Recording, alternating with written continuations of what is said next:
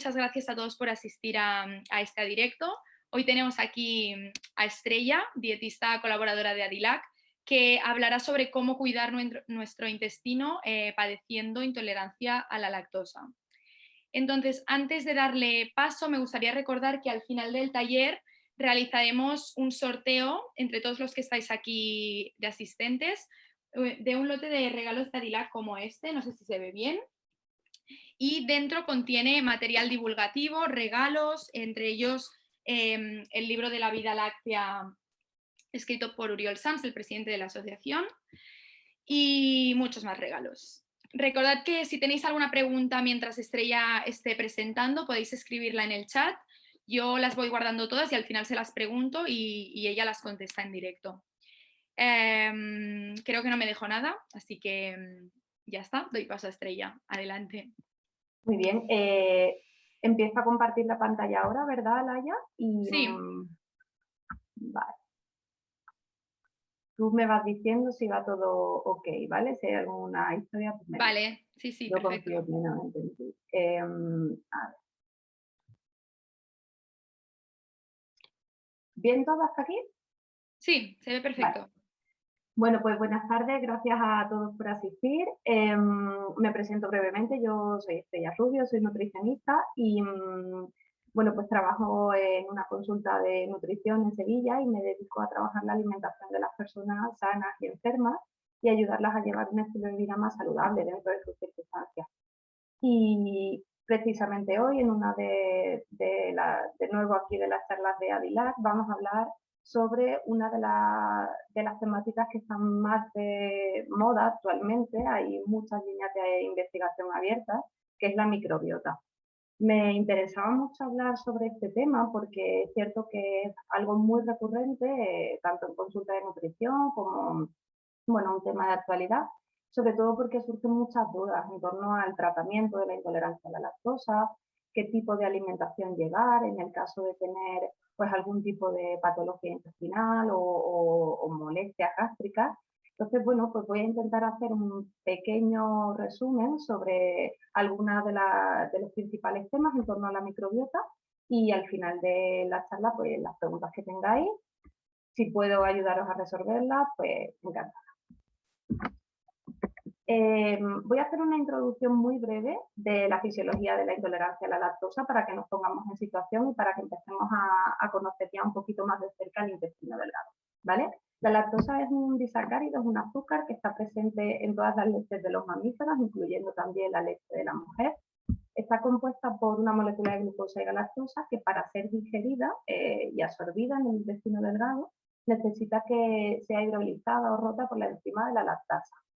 Esa enzima está en las microvellosidades de los enterocitos del intestino delgado y en función de la presencia de esta podremos finalmente absorber este azúcar, en cuyo caso no habría ningún tipo de sintomatología, si bien en el momento en el que no podemos absorber esta lactosa, pues entonces es cuando aparece la sintomatología.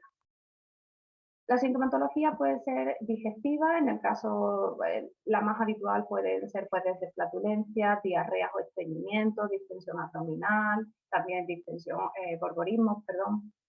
Pero también puede haber otro tipo de sintomatología extradigestivas, como pueden ser problemas cutáneos e incluso cefaleas. La gravedad de los síntomas va a depender mucho de diferentes factores, pero también va a depender lógicamente de la persona. Hablamos en función de la cantidad de lactosa que se ingiera, del consumo de otros alimentos al mismo tiempo e incluso del tipo de lácteo que se ingiere. Ya hablaremos un poquito más adelante precisamente sobre los fermentados. Influye, como no, tanto la motilidad intestinal como el vaciamiento gástrico y la microbiota de cada persona. Es decir, que la sintomatología realmente es muy diversa, la tolerancia de la lactosa va a ser muy variable en función de cada persona. Me interesa, profundizar poquito en demasiado la introducción de la intolerancia a la lactosa, pero sí quería aquí dejar alguna nota clara, que es que existe un porcentaje amplio de la población, de hecho se habla de más del 70% de la población que puede padecer intolerancia a la lactosa primaria. Existe una intolerancia a la lactosa secundaria a ciertas patologías, pues como puede ser la enfermedad de Crohn, enfermedad inflamatoria intestinal, incluso también por la toma de antibióticos o por el sobrecrecimiento bacteriano, estados de disbiosis que ahora luego hablaremos. De hecho, son muy importantes en la segunda parte de la presentación esta serie de patologías y su tratamiento dietético, ¿vale? En cuanto a estrategias nutricionales relacionadas con la intolerancia a la lactosa, pues si hablábamos de que no hay, digamos que hay sintomatología muy diferente y la gravedad puede ser también muy diferente, tampoco hay un tratamiento igual según el individuo, según la persona. En términos generales se puede decir desde luego que el objetivo del tratamiento sería la reducción de la lactosa en la dieta a través, por ejemplo, de lácteos fermentados, que ahora hablaremos, también obteniendo fuentes de energía alternativa e incluso aumentando el tiempo de la digestión de la lactosa. Y ello se consigue pues, combinándolo con otros alimentos, incluso con presencia grasa en la digestión. También existe la posibilidad de la lactasa oral, que eso se compra como suplemento en la farmacia y que sí que puede ayudar a la digestión de la lactosa. Pero si a pesar de ello persiste la sintomatología, es muy importante que tengamos en cuenta que hay otros diagnósticos subyacentes, como podría ser el síndrome de intestino irritable. Esto es muy importante y cada día se habla más. Antes, hace unos años, el síndrome de intestino irritable era probablemente un cajón desastre del que poco se hablaba y cada vez más se está empezando a tener en cuenta y a estandarizar algo más su diagnóstico. Pacientes con este síndrome de intestino irritable podrían tener efectivamente una baja tolerancia a los hidratos de carbono fermentados. Esto es muy importante y de hecho en lo que llevo de presentación ya lo he mencionado varias veces, pero es que precisamente esta es la base del tratamiento que inicialmente podría mejorar esa sintomatología, eliminar los hidratos de carbono fermentables. Eso es la llamada dieta FODMAP, dieta baja en FODMAP, que restringe precisamente aquellos hidratos de carbono, fibras, que no pueden ser absorbidas ni digeridas en el aparato digestivo. ¿Qué ocurre? Que precisamente este tipo de fibras son las que mayor alimento suponen a la microbiota. Ahora lo veremos. Sí, es cierto que esta dieta tiene una suficiente, extensa evidencia científica al respecto en cuanto a la reducción de síntomas y por tanto como tratamiento está avalada, desde luego no a largo plazo, sino como tratamiento de choque en el momento en el que se diagnostican ciertas patologías digestivas. Voy a hacer breves apuntes sobre la alimentación saludable en torno a la intolerancia a la lactosa y lo conectaré con la parte ya de mi receta. ¿Qué ocurre si decíamos que en el tratamiento nutricional lo que pretendemos es eliminar la ingesta de lactosa o que llegue la menor cantidad de lactosa posible al intestino? Pues si fundamentalmente conocemos la lactosa como la leche, el yogur, el queso, si eliminamos esa fuente láctea, ¿con qué déficit nos quedaríamos? Pues existiría efectivamente un déficit de calcio, de vitaminas liposolubles, que son la vitamina A y D, y también, bueno, pues habría que tener una especial atención en función también de la etapa de la persona por la densidad mineral ósea. Aquí os pongo, bueno, es simplemente para que de un vistazo veáis que más allá de la leche hay una gran cantidad de alimentos que aportan calcio y que igualmente podrían ser biodisponibles. Además de la leche, como os digo, pues existe, por supuesto, las almendras, el brócoli, el sésamo, incluso también, por ejemplo, todas las crucíferas más allá del brócoli, pues la coliflor, la col, coles de Bruselas, que aportarían calcio biodisponible.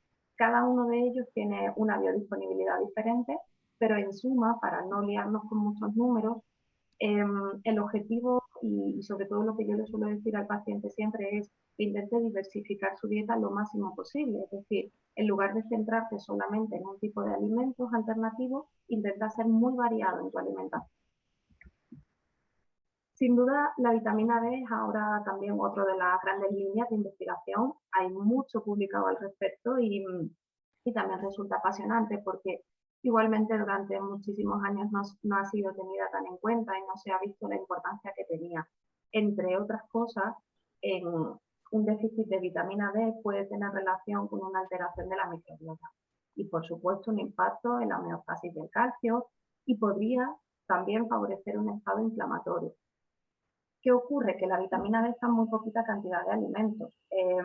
Aquí os pongo algunas imágenes: el pescado azul, desde luego, el salmón, la caballa, en la yema del huevo, el hígado de bacalao también tiene un poquito de vitamina D, pero sí que es cierto que fundamentalmente en el momento en el que exista un déficit importante habría que suplementar, ¿vale? Pero para una alimentación equilibrada y saludable, en términos generales, sí que podría ser suficiente con esta ingesta, además de la exposición solar. Este tema es muy interesante, hoy no me voy a detener tanto como en otras ocasiones, pero sí que es cierto que me gusta dejarlo, al menos porque se sepa. El exceso de bebida carbonatada, fundamentalmente de los refrescos de cola, dificultan la absorción del calcio. Compiten entre sí el calcio y el fósforo y finalmente este hace que se elimine en orina. Entonces, por favor, ojo a las personas intolerantes a la lactosa que consumen además grandes cantidades de refrescos de cola. En los fitatos, pues en la otra charla también me centré mucho en esto. Hoy simplemente lo voy a dejar así de un vistazo para que lo unamos luego a la fibra fermentada. Hay muchos alimentos vegetales que tienen innumerables propiedades, pues como son las semillas, cereales y legumbres, pero al mismo tiempo contienen antinutrientes. Esos antinutrientes, por entenderlo rápidamente, sería una sustancia que dificulta la absorción de otra, en este caso de otra beneficiosa, pues como puede ser el calcio, el hierro o el zinc, ¿vale? Entonces, es sencillo porque lo único que tendríamos que hacer, por ejemplo, en el caso de los frutos secos o de las semillas, remojarlos, tostarlos. Es más, una almendra tostada es mejor que una almendra cruda, y una semilla, en el caso de, por ejemplo, de las semillas de chía o de lino, lo ideal sería que se remojaran previamente durante unas horas. Y de ahí reduciríamos en buena medida la cantidad de antinutrientes. Bueno, dicha la primera parte de introducción a la intolerancia a la lactosa, me meto ya de lleno en el tema polémico actual, que es el de los probióticos, prebióticos y, en definitiva, el mundo de las bacterias. Si me estáis escuchando ahora, estaréis pensando probablemente que os suena todo esto, a los probióticos directamente suena a yogur, a leche fermentada, a la cantidad de anuncios que ha habido a lo largo de los años en torno a los beneficios de estos alimentos, de estas sustancias. Yo voy a intentar entrar en la mínima polémica posible. He leído mucho para preparar esta charla, intentando solamente poner aquello que se conoce, y siento deciros que ahora mismo hay poca evidencia segura que avale las propiedades de tantos alimentos que se consideran saludables en los medios, ¿vale? Entonces, vamos a andar con un poquito de cautela a la hora de hablar sobre estos alimentos. Mira, os hago una analogía. En un huerto, un buen abono posibilita desde luego las condiciones para que crezcan esas semillas. Pues imaginaos que los probióticos serían esas semillas y los prebióticos serían el abono, ese fertilizante que, actuando en simbiosis, pueden crear unas condiciones en el intestino que nos permitan disfrutar de, bueno, pues de las mejores condiciones para la salud, ¿vale? Entonces, este análogo es importante porque luego es muy difícil intentar diferenciar entre unos y otros. Desde luego no tienen nada que ver. Yo voy a dar pequeñas pinceladas, pero sí deciros que ambos conviven en el colon y ambos tienen una serie de efectos beneficiosos para la salud. Los prebióticos son las fibras de ciertos alimentos no digeribles y, lo más importante, esta palabra que ya me habéis escuchado bastante desde que he empezado, fermentables. Quiere decir esto que al no digerirse son fermentados por las bacterias, es decir, sirven de sustrato para ellas y además promueven el aumento de una población de una serie de cepas bacterianas beneficiosas para el colon, ¿vale? Ahora hablaremos de ejemplos de prebióticos y de fibras fermentadas. Por otro lado, los probióticos, que son bastante más conocidos, se habla mucho más de ellos, serían microorganismos vivos que, si se administran en cantidad suficiente, y esto lo remarco, en cantidad suficiente, tienen una serie de efectos beneficiosos para la salud del huésped, sobre todo porque promueve la diversidad de la microbiota. ¿Qué quiere esto decir? Subrayo vivo y subrayo suficiente porque esos microorganismos, si no llegan vivos al intestino, no van a ejercer su función. Y además, si no llegan en cantidad suficiente, tampoco ejercerán esos efectos beneficiosos de los que hablamos. Bueno, hace unos meses la ESAN, que es la Agencia Española de Seguridad Alimentaria, publicaba casi por sorpresa una circular en la que hablaba sobre, bueno, a partir de ahora iba a cambiar en cierta medida iba a cambiar, digamos, el etiquetado y la publicidad de los probióticos que hasta ahora se había llevado en este país. ¿Por qué? A ver si consigo explicarme. En Europa no existe normativa ahora mismo que regule la definición y el uso de probióticos. Y ya nada más esto te hace que pensar. No tenemos una definición regulada ni tampoco, ni tan siquiera el uso de los probióticos. Lo único que sí, por supuesto, debe de cumplir es que ese alimento, ese probiótico utilizado, se trate de un producto seguro, que no suponga ningún riesgo para la salud. Tampoco existe una lista de probióticos, de microorganismos autorizados a nivel de la Unión Europea y, por tanto, no pasamos en una lista que está utilizando la EFSA en este momento para ello y que se puede consultar. Por tanto, la ESAN, ¿qué es lo que ha hecho? Pues mientras no haya un consenso a nivel europeo del término probiótico, pues se permite su uso en el etiquetado y publicidad de los complementos alimenticios que los contengan, sin considerarlo, y esto es muy importante, una declaración de propiedades saludables. ¿Por qué? Porque únicamente como propiedad saludable se podrá declarar que existen solamente 2 microorganismos vivos, que son los Lactobacillus bulgaricus y Streptococcus thermophilus, que son los que pertenecen al yogur y a la leche fermentada.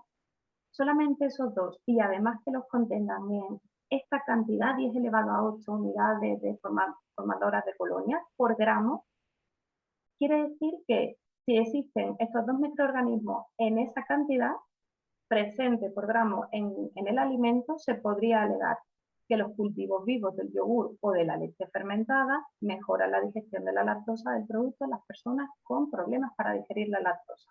Esto es muy importante. De hecho, todo el revuelo que hubo hace unos años con los yogures bífidus, con el yogur Activia, etcétera, ha sido regulado hasta el punto de que efectivamente la única alegación o propiedad de declaración de propiedad saludable que se puede hacer es esta, ¿vale?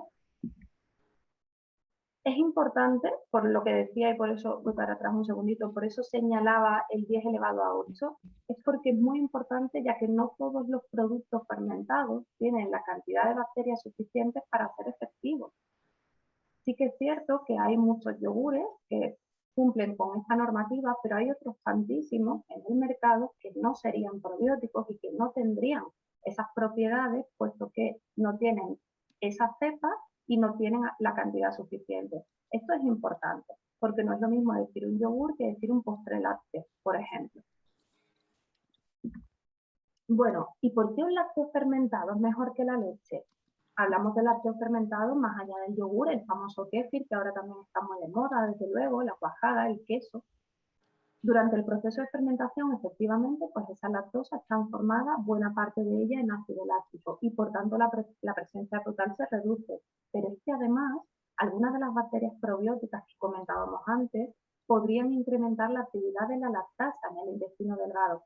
Si esto lo pensamos, podríamos ver que el yogur podría ser un buen alimento para un intolerante a la lactosa, en el caso de que pueda tolerar esa pequeña cantidad residual que queda de lactosa tras la fermentación, ¿vale?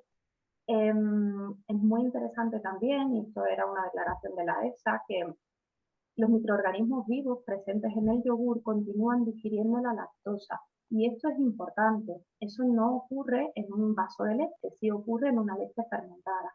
Y esa textura viscosa que puede tener el yogur, el yogur o el kéfir, hace que se retrase el vaciado gástrico, liberando lentamente la lactosa, y esto permite su tolerancia, ¿vale?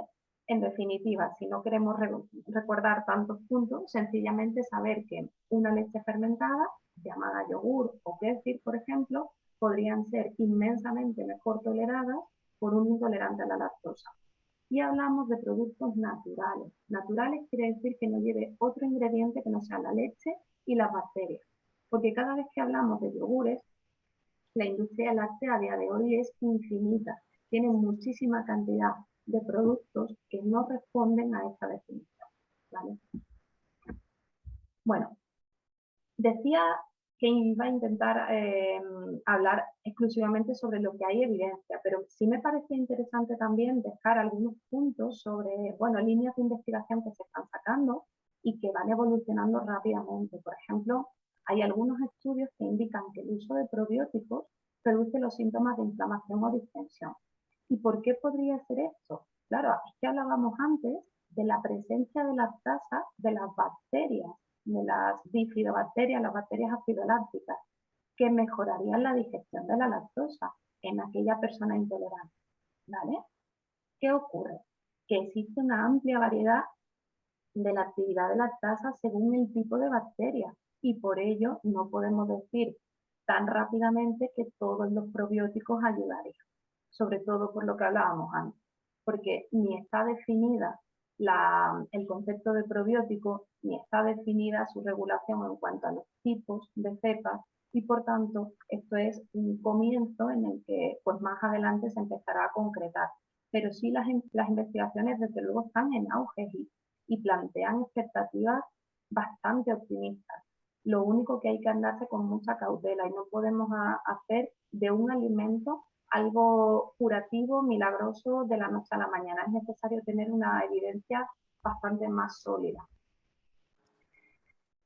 Y bueno, empezando ya un poquito, continuando con el tema que estamos comentando, vamos a hablar, me gustaría explicaros brevemente qué es la microbiota intestinal, esa mal llamada flora intestinal, sobre todo para que nos hagamos una idea de la complejidad y por ello os estoy hablando de tener tanta cautela, ¿no?, en torno a este tema.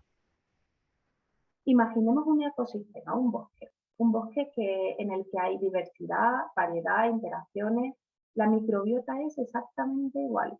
Es un conjunto de microorganismos que están en nuestro intestino. Hay de todo, hay arqueas, hay hongos, hay protozoos, virus, pero sobre todo hay bacterias. Todos ellos están en equilibrio, un equilibrio que es precisamente el que permite que exista una buena salud, ¿vale? ¿Para qué sirve o cuáles son las funciones de la microbiota? Pues, por ejemplo, es muy interesante que gracias a la actividad de la bacteria, de toda la población bacteriana que existe en ella, se produce energía en forma de ácidos grasos de cadena corta y fundamentalmente el butirato, que ahora hablaremos de él. Se sintetizan vitaminas, se absorben determinados minerales como el hierro, se modula el sistema inmunológico y aquí es donde está la base prácticamente de todo lo que llevo diciendo sobre las líneas de investigación. Se está viendo realmente que de la microbiota depende buena parte de nuestro sistema de defensa, de nuestro sistema inmunológico. Y también hay una línea muy interesante que la he dejado simplemente por comentarla, aunque en realidad sobre esto pues se saben meras pinceladas nomás, es la influencia del comportamiento y del humor en relación a la microbiota. Y me refiero al comportamiento, por ejemplo, a ciertas preferencias alimentarias, a ciertos comportamientos con respecto a la relación con la comida.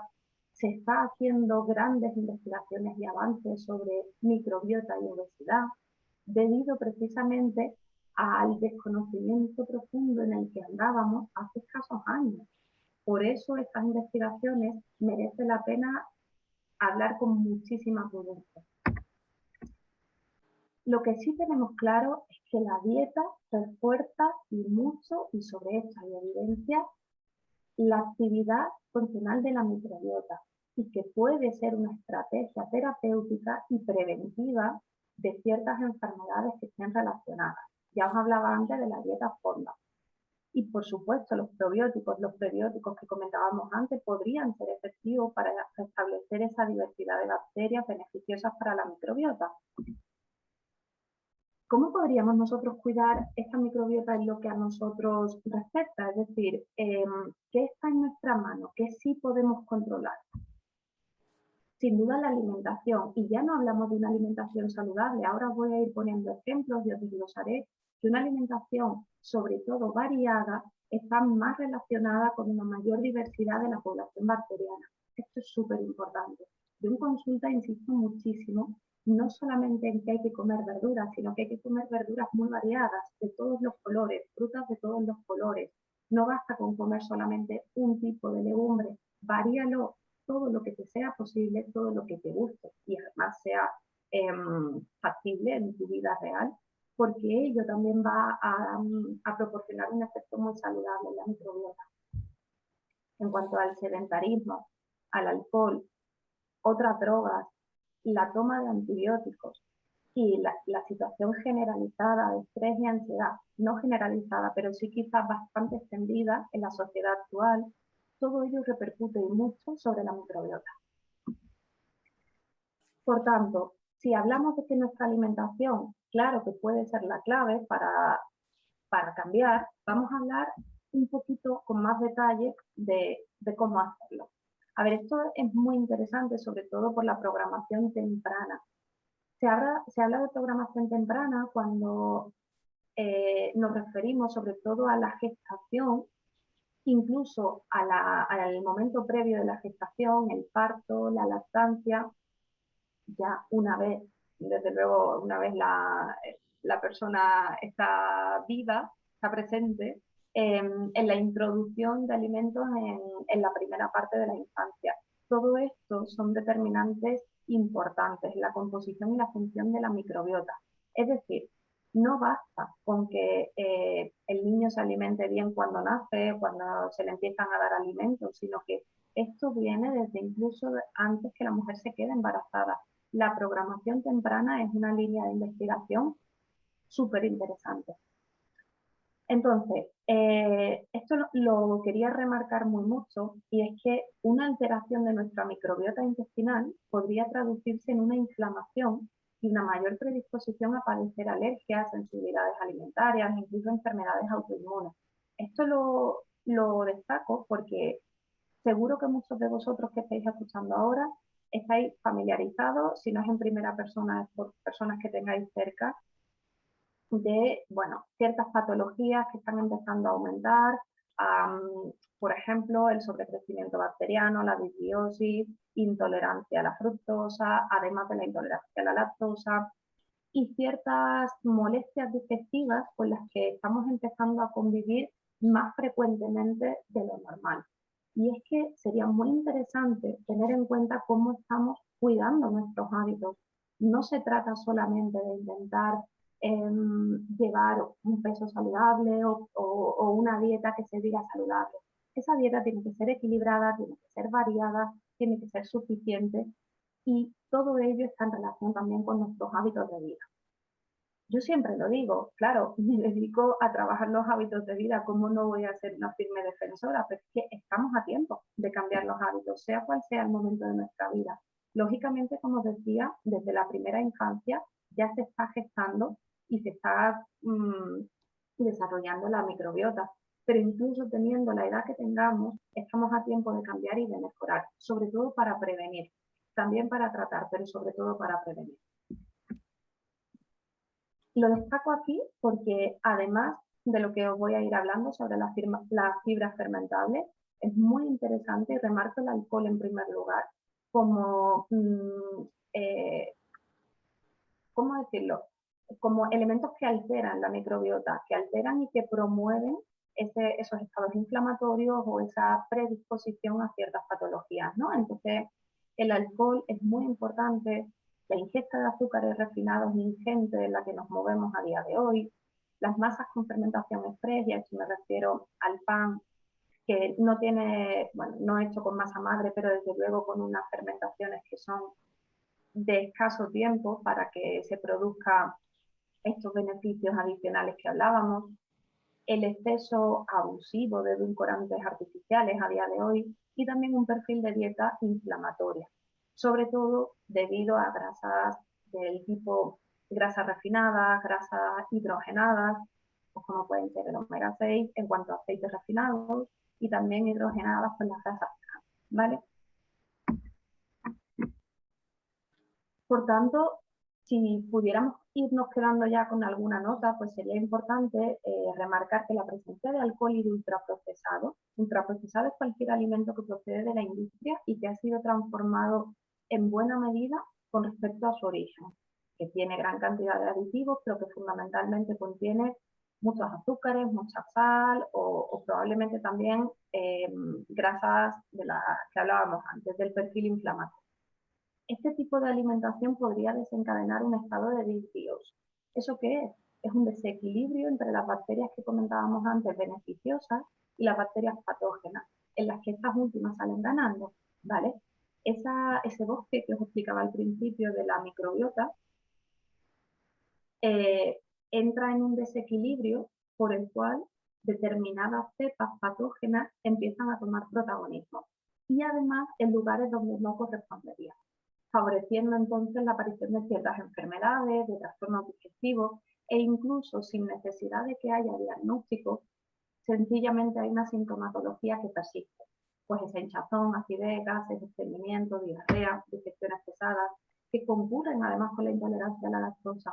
De hecho, puede ser posible que una persona con intolerancia a la lactosa también, a pesar de mejorar su alimentación en buena medida y haber conseguido erradicar la ingesta de lactosa, sigue teniendo esta sintomatología. Y ahí es donde están estas líneas de investigación actuales, porque sobre todo cuando hablamos de la hinchazón persistente, de la diarrea, de gases, son síntomas demasiado comunes a muchas enfermedades, ¿vale? Entonces, desde luego en consulta lo primero que yo hago es evaluar cuáles son los hábitos actuales de la persona y mejorar dentro de lo que es posible en las circunstancias actuales, pues por ejemplo el perfil que hablábamos de alimentación ultraprocesada. Por tanto, y resumiendo, pues efectivamente un cambio en la microbiota debido a diversos factores generaría esa disbiosis o ese sobrecrecimiento bacteriano que provocaría en ciertos momentos la intolerancia a la lactosa secundaria. Secundaria, ¿vale? No estamos hablando de la primaria, que la primaria además es irreversible. Hablamos de intolerancia a la lactosa secundaria porque en ciertos momentos puede ser que el tratamiento incluya la eliminación de la lactosa para mejorarlos, ¿vale? Una dieta rica en fibras fermentables, que ahí es donde voy a empezar ahora ya a desglosar ciertos ejemplos y que llevo desde el principio insistiendo mucho en eso de la fermentación. Pues una dieta rica en este tipo de fibras promueve el desarrollo de poblaciones bacterianas beneficiosas que nos protegerían de ese estado inflamatorio y toda inflamación en el organismo lleva a la enfermedad. Por tanto, una dieta rica en fibras fermentables sí que podría promover el desarrollo sobre todo de la salud, la promoción de la salud y la prevención de ciertas enfermedades también de origen cardiovascular, de índole cardiovascular, perdón. ¿Qué son las fibras fermentables? Pues hablamos de aquellas fibras que son fermentadas por la microbiota, por ese conjunto de bacterias del que hablábamos, y que dan lugar, entre otras cosas, a ácidos grasos de cadena corta. Esos ácidos grasos de cadena corta, entre ellos el más importante, el butirato, tienen potentes efectos antiinflamatorios y antioxidantes.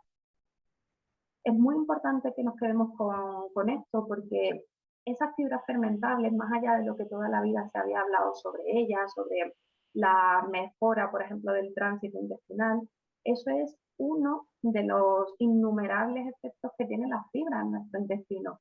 Pero fundamentalmente ahora ya se está hablando de esa acción antiinflamatoria, que es muy importante. Las fibras que no son fermentables directamente serían excretadas a través de las heces, ¿vale? Por tanto, hablamos de fibras fermentables como aquellas fibras sobre todo solubles, ¿vale?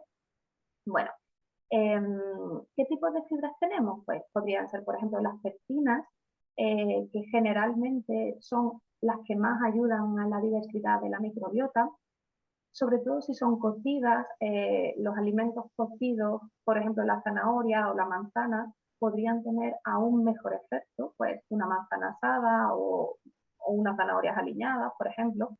Los almidones resistentes son bastante interesantes porque son resistentes a las enzimas digestivas y por tanto se convierten en un sustrato para las bacterias del colon, de la microbiota. Y hablaríamos, por ejemplo, de resultados en el caso de esa fermentación del butirato, ¿vale? ¿Qué ejemplos? Pues tenemos tubérculo, la avena y las legumbres. Es muy importante que nos acordemos siempre que en el caso tanto de las pectinas como de los almidones, su función siempre va a ser mucho mejor cocida, es decir, una patata cocida, por ejemplo, asada al horno y luego enfriada, va a tener una mejor función, en este caso como sustrato para las bacterias. Los fructanos, que son, por ejemplo, las alcachofas, las cebollas, los ajos, puerros, espárragos, todo ello también generalmente tiene un efecto importante en nuestra microbiota. Pero hago un pequeño inciso aquí y es que precisamente estos fructanos suelen ser muy sintomáticos para una gran cantidad de personas que tienen esa sensibilidad a los hidratos de carbono fermentables. De hecho, estos suelen ser casi los primeros alimentos que se suelen eliminar cuando se hace una dieta restrictiva baja en FODMAP. Es decir, una dieta de tratamiento para el síndrome de intestino irritable o para otras patologías que concurren con esos síntomas que explicábamos al principio, ¿vale? Tenemos otras fibras fermentables, pues como son los galactoligosacáridos, que son las legumbres, los mucílagos que están presentes en el lino y en las chías. Muy interesante, ¿os acordáis que decía al principio? Es interesante que el lino y la chía se remojen en agua durante horas, sobre todo para que pierdan parte de estas sustancias de los antinutrientes que tienen, pero sobre todo para que se puedan finalmente puedan llegar al colon y ejercer esa función. Y a mí me interesa también mucho destacar la avena porque es cierto que es uno de los cereales más interesantes para la microbiota, que contiene un tipo de fibra que se llama beta-glucano y que además de contribuir a una mejora de la microbiota también lo que ayuda sin duda es arrastrar colesterol, por ejemplo, y es una buena ayuda, un buen sustento para personas que tienen el colesterol alto, por ejemplo, la hipertensión, porque regula, es un alimento bastante regulador. La avena es bastante polivalente, la podemos utilizar, es muy versátil, pues en tipo porridge, así como unas gastas, en barritas, tortitas, bueno, se puede hacer de todo con la avena. En el caso de intolerancia a la fructosa, y esto sí lo dejo claro porque me parece un tema muy importante, eh, si se tiene un diagnóstico de intolerancia a la fructosa, lo ideal es que se acuda a la consulta de un dietista nutricionista para que supervise la dieta. Es una dieta que va a consistir precisamente en la eliminación de todas estas fibras que acabo de explicar, precisamente porque son las más sintomáticas. Claro, es un arma de doble filo, porque por un lado, esta dieta, este tratamiento es muy efectivo y como decía, tiene una suficiente evidencia científica de que el 85% de la población estudiada tenía beneficios con síndrome de intestino irritable, beneficios de mejora, claro. Al mismo tiempo estamos arrasando la microbiota. Imaginaos esa metáfora que os decía del bosque, pues imaginaos entonces un bosque totalmente calcinado, arrasado, ¿vale? Entonces, lo que pretendemos es hacer ese tratamiento que dure el menor tiempo posible y a partir de ahí poder ya reintroducir cierto tipo de alimento. Y todo eso se tiene que hacer bajo la supervisión perdona, de un dietista nutricionista. Aparte de todos estos alimentos de fibra fermentables, sí que me gustaría hacer pequeños apuntes sobre otros alimentos, ahora, como pueden ser en este caso otros alimentos fermentados más allá del yogur. ¿Por qué son buenos? ¿Por qué se recomienda que estos alimentos se tomen? Bueno, pues hablábamos antes de que efectivamente en la fermentación se sintetizan vitaminas. También puede ser que haya ciertos compuestos que se vuelvan biológicamente activos y desde luego es un poco de estudio, sobre todo por los beneficios que podrían tener en la prevención y tratamiento de enfermedades crónicas. La fermentación no es algo nuevo, la fermentación es milenaria, se basa en la transformación de un azúcar por las bacterias en energía, ácidos grasos de cadena corta, ácido láctico, gases, alcohol. y por tanto la obtención del producto que ya conocemos, pues ya sea el yogur, el pan, el vino, etcétera. Alimentos fermentados que no sean el yogur, pues podría ser ese pan del que hablamos, pero ojo con la fermentación express y las materias primas que no merecen la pena que se hacen en los supermercados, este tipo de panes que, bueno, pues lejos de merecer la pena es que son totalmente contraindicados para una microbiota saludable. El chucrut, que sería la col fermentada, los pepinillos, el kimchi, que es la versión del chucrut coreana, el té kombucha, que ahora está muy de moda y que, bueno, se puede parecer en buena medida al kéfir de agua, pero todo lo que tenga que ver con versiones industriales poco merecen la pena, son versiones altamente azucaradas. Y incluso el vinagre, que es fermentado, también es un alimento que podría ser beneficioso. Esto es a modo anecdótico, lo pongo la diferencia entre kéfir de agua y kéfir de leche, porque es cierto que a lo largo de los meses en el chat de Adilac, de estos últimos meses, ha sido una continua el tema del kéfir, ¿no? El kéfir de agua, la diferencia que tiene, se produce una fermentación en ambos casos, lo único que los gránulos son diferentes en uno y en otro. El medio que se utiliza para uno es el agua con azúcar y el otro es la leche y su sustrato de azúcar sería la propia lactosa. Y el resultado que tenemos es algo parecido a un agua carbonatada. Y ojo con el exceso de azúcar que tenga ese agua carbonatada, porque entonces tampoco estaremos contribuyendo a una alimentación equilibrada. Y en el caso del kéfir de leche, pues sería algo parecido a un yogur líquido. Es una leche fermentada espesa lo que obtendremos. A ver, consideraciones importantes sobre el kéfir, porque sobre esto se pregunta mucho. A mí me llegan muchísimas preguntas relacionadas con esto. El kéfir no sirve para adelgazar, no cura ninguna enfermedad, no es esencial en una dieta saludable. Podemos vivir sin kéfir y si queremos tomar kéfir también está bien. Si nunca lo has consumido, es posible que las primeras veces pueda ser sintomático, precisamente porque es una nueva población bacteriana la que está llegando a tu colon. Y muy importante, el kéfir, al igual que el yogur industrial, generalmente tiene una pequeña parte de lactosa. Esto es importante porque cuando hablamos de kéfir del tipo casero, si haces una larga fermentación es bastante probable que el residuo de lactosa sea mínimo. Pero en el caso de los kéfir industriales, no hay más que ver el total de azúcares por hidrato de carbono, de los cuales azúcares suele haber aporte de lactosa. ¿De cuánto? 5, 6, 7 gramos de lactosa, los que sean. En el caso de una persona que sea intolerante a la lactosa con un umbral medio, lo aceptará perfectamente, pero hay que hacer siempre pruebas de tolerancia antes, ¿vale? Exactamente igual que con el yogur. Y por supuesto, si llevan más ingredientes además de leche y bacterias, óbvialo, porque tampoco es un alimento que merezca la pena cuando ya lleva natas añadidas, azúcares y otros aditivos. El té kombucha, que os decía antes, que es ese nuevo alimento que tan de moda se ha puesto, es una variedad igual de té que ha sido fermentado, es una larga fermentación y vuelvo a esto, al igual que el pan, al igual que el yogur, que el kéfir, con este té pasa exactamente igual. Las fermentaciones tienen que ser largas, tienen que tomarse su tiempo para que la actividad microbiana se produzca. Si no, estaremos hablando de esas fermentaciones express que no tienen ningún tipo de función ni actividad metabólica, ¿vale? Y por supuesto, insisto, yo los té kombucha que estoy viendo últimamente, seguro que vosotros, si habéis visto, pues me podréis decir y yo encantada de aprenderlos, pero las etiquetas que estoy viendo son bastante poco saludables, sobre todo por la lista de ingredientes, ¿no? Porque más allá de que sea un alimento fermentado que merece la pena, en cuanto a sus ingredientes, sí que es verdad que ya, pues, se pasan.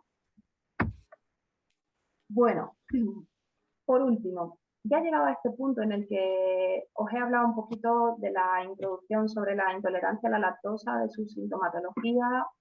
He intentado hacer un pequeño análisis sobre aquellos productos probióticos, prebióticos, la función que tienen en la microbiota, por qué los alimentos fermentados pueden ser buenos, por qué es necesario cuidar muy mucho y mimar muy mucho la microbiota.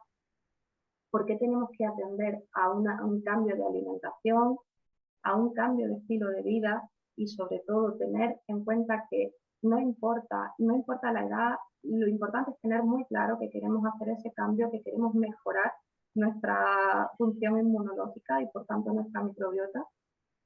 Así que cualquier momento es bueno para empezar. Yo doy estas pinceladas finales eh, que me parece que pueden complementar a una alimentación saludable y una alimentación basada en las premisas que hablábamos antes. Además de qué tipo de alimentos, y ya tenemos un poquito de idea de todo lo que os he ido explicando, no comas si no tienes hambre. Y si tienes hambre, ten a mano alimentos que merezcan la pena y sobre todo que tengan contentas a tus bacterias. No te olvides de las fibras. Insisto mucho en no comas si no tienes hambre, porque contempla la posibilidad también de los reposos digestivos. Estos famosos ayunos intermitentes, los que hoy no voy a entrar lógicamente, pueden tener sus virtudes en ciertas personas, pero no necesariamente un ayuno intermitente, sino que las famosas y tradicionales 5 comidas al día no tienen razón de ser en toda la población. Hay una parte que sí, pero hay otra buena parte a la que le está afectando mucho esa recomendación, porque está sobrealimentando a la población esa recomendación.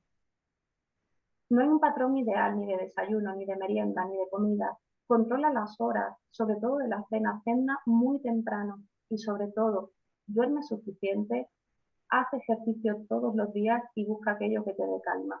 Y sin duda, con esto estarás contribuyendo a una mejora de tu microbiota y de tu salud. Queda un apasionante camino, está claro, de investigación en torno a todo esto, pero de momento tenemos suficiente evidencia al menos de que la alimentación podría constituir un pilar básico de mejora de nuestra salud. Muchas gracias. Muchas gracias, Estrella. Muy importante todo lo que has contado, de tenerlo en cuenta, la verdad. Y si te parece, pasamos a las preguntas, pero antes, creo que eres tú ahora la anfitriona de la sesión. No sé si puedes hacer que Uriol vuelva a serlo. Pues si me dices cómo, yo ahora mismo, claro que lo hago. Lo que no tengo La verdad que no lo sé, pero supongo que en su nombre salen, no sé, 3 puntitos, creo. Es que no sé, porque yo tampoco lo soy. Vale, pues... Hola, perdón, creo que ya está, ¿eh? Ya está, Ah, ¿eh? vale, ya está. ¿Sí? Sí, no sé, creo que ya lo soy, creo. Vale, perfecto. Vale, vale. Pues empezamos con las preguntas. La primera pregunta que han hecho, preguntan que si cuanto más fermentado el queso, si se tolera mejor. Claro, cuanto más fermentado el queso, menos contenido en lactosa, así que por tanto se tolerará mejor. Aunque ojo también con el contenido en grasa. Cuanto más curado, más contenido en grasa y la digestión de las grasas a veces también está afectada. Vale, perfecto. Luego hay una pregunta que la han hecho 2 veces, que es si los alimentos sin lactosa aportan el mismo nivel de calcio que los alimentos que contienen lactosa. Exactamente igual. Un alimento sin lactosa, por ejemplo, vamos a hablar de una leche, lo único que tiene es lactasa añadida, es decir, la enzima lactasa, pero el perfil nutricional es exactamente el mismo. Lo único que estamos haciendo es añadir de manera artificial la enzima para que pueda hidrolizarse la lactosa, pero el resto es lo mismo. ¿Y los alimentos de soja, por ejemplo, o bebidas vegetales? Claro, eso ya es diferente. Eso en lo que puede parecerse es en la imagen, es decir, es una bebida líquida y blanca, pero todo lo demás, el perfil nutricional dista mucho de la leche, ¿vale? Sí que es cierto que la leche, la bebida de soja tiene mayor contenido en calcio, sin duda, que cualquier otra bebida vegetal y mayor contenido también en proteína, pero no son equivalentes la bebida de soja y la leche de vaca. Vale. Aquí Fina pregunta por qué el exceso de edulcorantes artificiales, pero no acabo de entender muy bien la pregunta porque no dice nada más. Si nos lo puede escribir por el chat y concretar, perfecto. Vale, después Alba explica que es intolerante a la lactosa y tiene gastritis crónica. Y acudió a la consulta con mucha sintomatología, con distensión abdominal, regurgitación, y le han mandado tomar Providerm, el probiótico, y luego fármacos como Spiraxin, Pantoprazil, Motilium, y le ha recomendado la dieta FODMAP. Entonces pregunta si lo consideras necesario, cuánto tiempo se puede mantener y respecto a la soja que viene desaconsejada en la FODMAP, dices, puede ser si la intolerancia que tiene la fructosa. Bueno, es que pregunta muchas cosas, vamos parte por parte si quieres. Vale. Vale, primero te preguntas si lo consideras necesario todo lo que le han recomendado y cuánto tiempo se puede mantener. En cuanto a la prescripción médica, yo ahí no puedo entrar, eso es una cuestión médica y sí en el tema de la dieta, esa sí es mi función y sobre la dieta FODMAP, como decía, sí que hay amplia evidencia en el tratamiento de la intolerancia a la fructosa y de otras patologías. En el caso suyo, no habla de intolerancia a la fructosa, sino gastritis e intolerancia a la lactosa. Pero por el tipo de fármaco y de antibiótico que le han planteado, probablemente existiera de base un sobrecrecimiento bacteriano. Igualmente, ante el SIBO, ante el sobrecrecimiento bacteriano, la dieta FODMAP es bastante efectiva, ¿vale? Lo único, como decía antes, es muy importante que sea supervisada la dieta, porque es una dieta bastante desequilibrada, es muy estricta y es exenta en prácticamente todas las fibras que comentaba antes. Y por tanto sí que tendría que ser supervisada. Vale. Luego pregunta que el Spiraxin dice que es un antibiótico, cree, y que si son perjudiciales, como has dicho. No, sobre eso no voy a entrar. Sí que es un antibiótico y es el que es parte del tratamiento del sobrecrecimiento bacteriano y eso es el criterio del médico. Vale, perfecto. Luego preguntan si el kefir de agua sería parecido al té kombucha, pero creo que ya lo has explicado porque lo han preguntado antes de que lo dijeras, así que Sí, es un agua fermentada al ya final. está resuelto. Vale, preguntan tu opinión sobre el uso de lactasa o los compuestos de lactasa junto a probióticos que empiezan a aparecer ahora en el mercado. Justo, había planteado la posibilidad de poner ese artículo, que también lo había estado leyendo, de estudios que han ido apareciendo hace no mucho. Sobre todos estos estudios no hay evidencia o no hay conclusiones definitivas, está en estudios y se está viendo que hay grandes avances, hay buenas expectativas en torno a ello, pero ahora mismo no hay una evidencia clara al respecto. Puede ser que haya personas que tomen este tipo de suplementos y que tengan grandes beneficios, pero volvemos a lo de siempre, hay personas a las que le puede funcionar y personas a las que no. Y hasta que no haya una suficiente evidencia científica, tampoco puedo yo apoyar su prescripción o su consumo. Vale. Otra pregunta es, bueno, dice Rosana que en 2 restaurantes italianos le han comentado que el queso parmesano no contiene lactosa y pregunta si siendo intolerante lo puede consumir.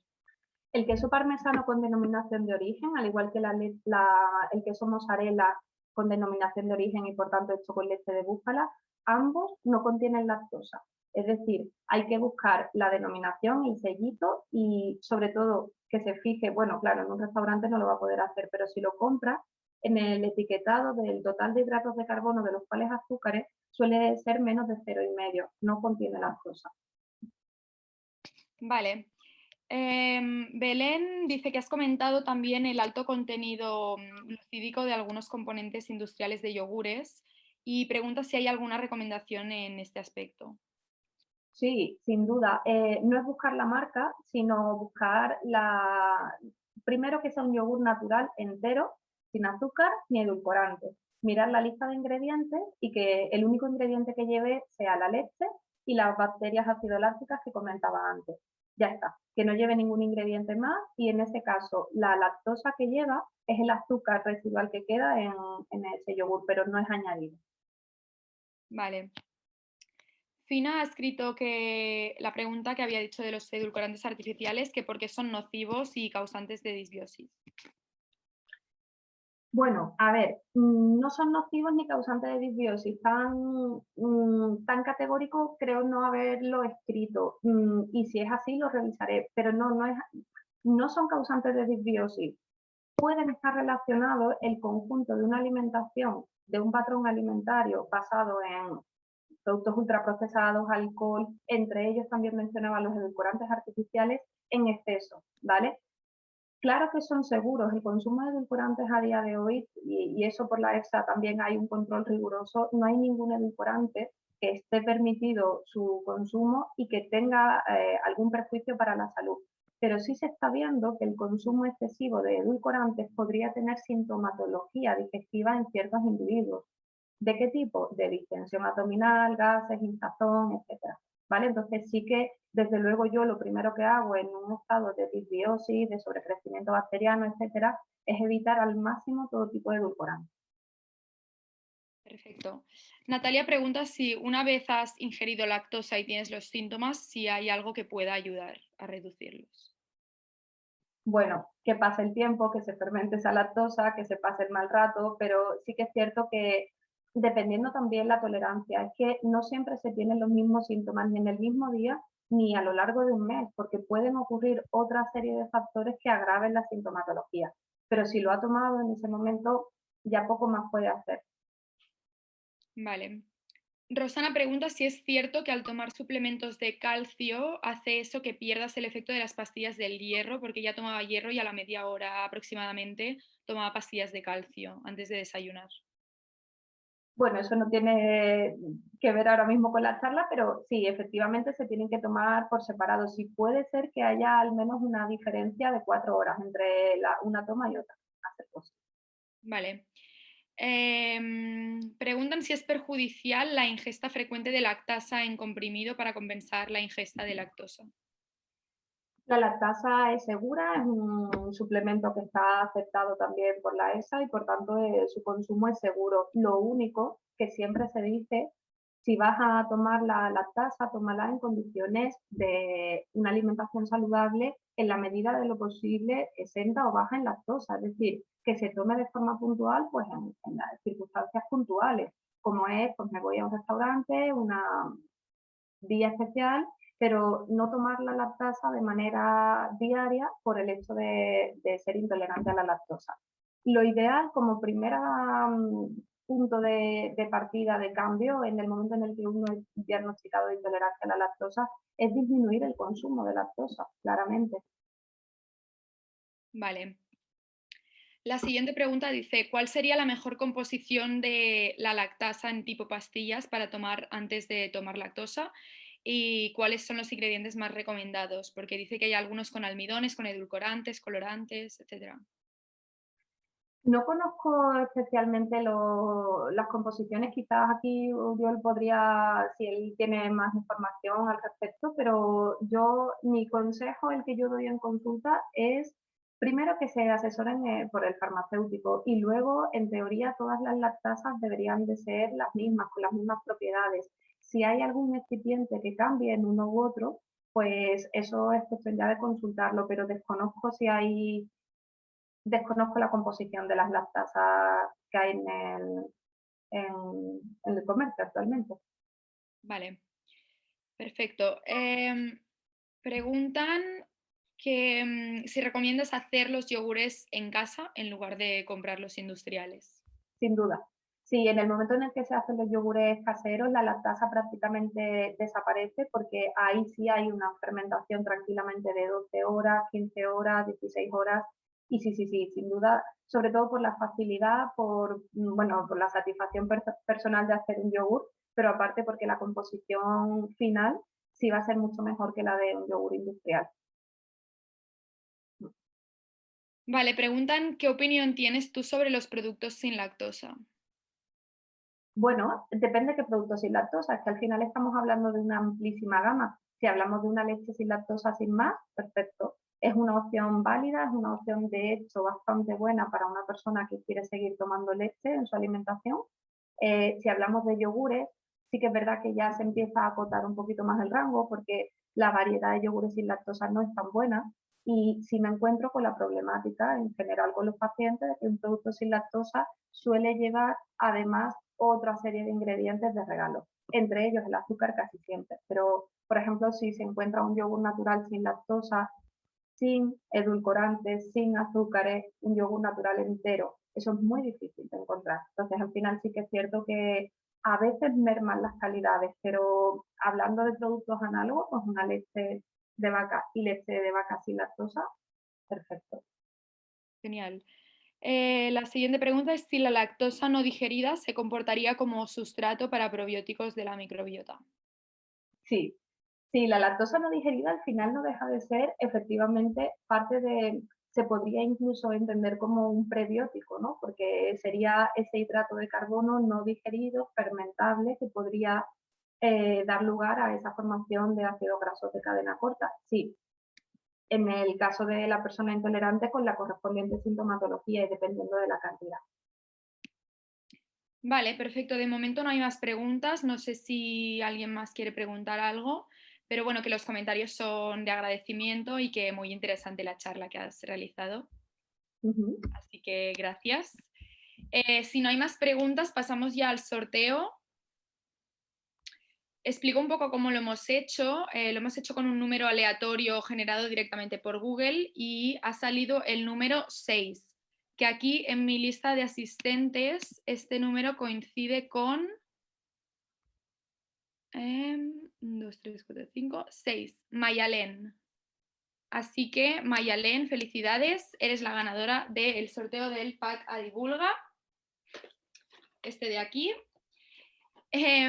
Confírmame por el chat, vale, ya lo veo que me has confirmado. Entonces, ponte en contacto con el correo info@lactosa.org, te lo escribo aquí, y nos comunicas que has ganado y te pediremos los datos que necesitamos para hacer el envío. Y a los demás, muchas gracias por asistir. Gracias, Estrella, por estar aquí con nosotros hoy. Y recordad que hemos grabado toda la charla y estará en la próxima semana disponible al completo en nuestro canal de YouTube Lactosa Info. Y nada, os esperamos a todos en el próximo y muchas gracias por estar de nuevo. Adiós a todos. Gracias.